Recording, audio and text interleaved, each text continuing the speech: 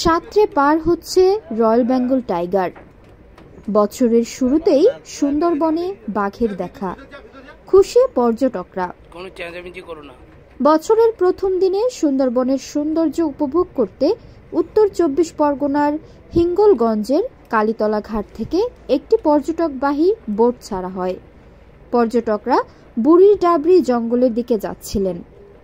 পথে রায়মঙ্গল নদীর মাঝখানে আচমকাই চমকে যান তারা। চোখের সামনে রয়্যাল বেঙ্গল টাইগার সাঁতরে নদী পার হচ্ছে। এমন দৃশ্য দেখে পর্যটকদের উচ্ছ্বাসের সীমা থাকেনি। বিরল মুহূর্ত। পর্যটকরা জানান, জঙ্গলের মহারাজকে এত কাছ থেকে দেখা এবং তাকে সাঁতার কাটতে দেখা এক অভাবনীয় অভিজ্ঞতা। বাঘটি ধীরে ধীরে রায়মঙ্গল নদী পেরিয়ে বুড়ির ডাবরি জঙ্গলের গভীরে হারিয়ে যায়। এই ঘটনাটি পর্যটকদের জন্য ছিল এক বিরল সৌভাগ্যের মুহূর্ত। উপস্থিত সবাই ক্যামেরায় সেই দৃশ্য ধারণ করতে ব্যস্ত হয়ে পড়েন। পর্যটকদের অভিজ্ঞতা। কালীতলা ঘাট থেকে শুরু হওয়া যাত্রার প্রথম থেকেই পর্যটকরা সুন্দরবনের প্রকৃতি উপভোগ করছিলেন, কিন্তু এই অভাবনীয় দৃশ্য তাদের ভ্রমণকে স্মরণীয় করে তোলে। শীতের সকালে নদীর জলরাশির মধ্যে বাঘের সাঁতার কাটা এবং তারপর গভীর জঙ্গলে অদৃশ্য হয়ে যাওয়া মুহূর্তটি তাদের জীবনের অন্যতম সেরা অভিজ্ঞতা হয়ে থাকবে। সুন্দরবনে বাঘের উপস্থিতি।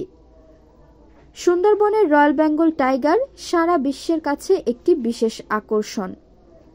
এটি শুধুমাত্র ভারতের জাতীয় পশুই নয়, বরং সুন্দরবনের ইকোসিস্টেমের ভারসাম্য রক্ষাকারী গুরুত্বপূর্ণ প্রাণী। সুন্দরবন বিষয়ক গবেষক অধ্যাপক অনিমেষ মণ্ডল বলেন, সুন্দরবনে বাঘের সংখ্যা সাম্প্রতিক বছরগুলোতে বৃদ্ধি পেয়েছে। খাদ্যের সন্ধানে কিংবা তাদের প্রাকৃতিক চলাচলের অংশ হিসেবে তারা এক দ্বীপ থেকে অন্য দ্বীপে যায়। নদী পেরোনোর এই দৃশ্য পর্যটকদের জন্য বিরল হলেও বাঘের জন্য স্বাভাবিক। পর্যটকদের উপর প্রভাব। বছরের শুরুতেই রয়্যাল বেঙ্গল টাইগার দেখার অভিজ্ঞতা সুন্দরবনের পর্যটন শিল্পকে আরও উৎসাহিত করবে বলে মনে করছেন বিশেষজ্ঞরা।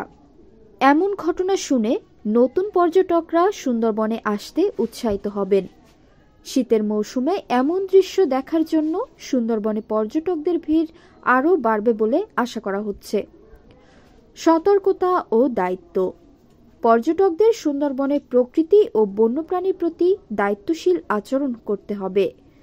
বাঘ বা অন্য কোনো প্রাণীর স্বাভাবিক জীবনযাত্রায় যেন বিঘ্ন না ঘটে তা নিশ্চিত করা গুরুত্বপূর্ণ।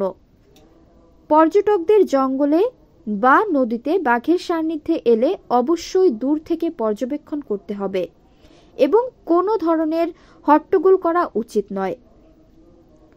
সুন্দরবনের রায়মঙ্গল নদীতে রয়্যাল বেঙ্গল টাইগারের সাঁতার কাটার এই বিরল দৃশ্য বছরের শুরুতে পর্যটকদের জন্য এক অনন্য অভিজ্ঞতা হয়ে থাকবে।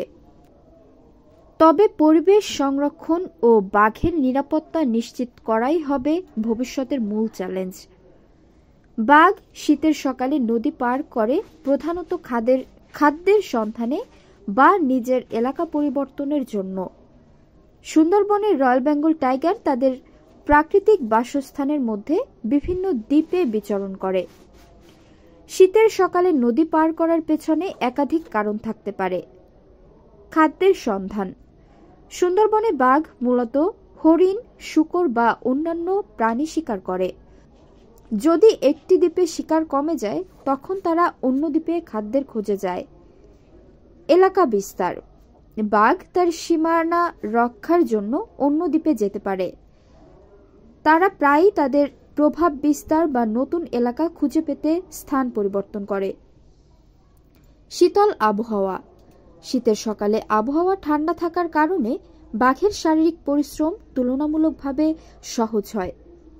বাঘের এই স্বাভাবিক আচরণ সুন্দরবনের বাস্তুতন্ত্রের ভারসাম্য বজায় রাখতে সাহায্য করে এবং পর্যটকদের কাছে এক বিরল দৃশ্য হয়ে ওঠে।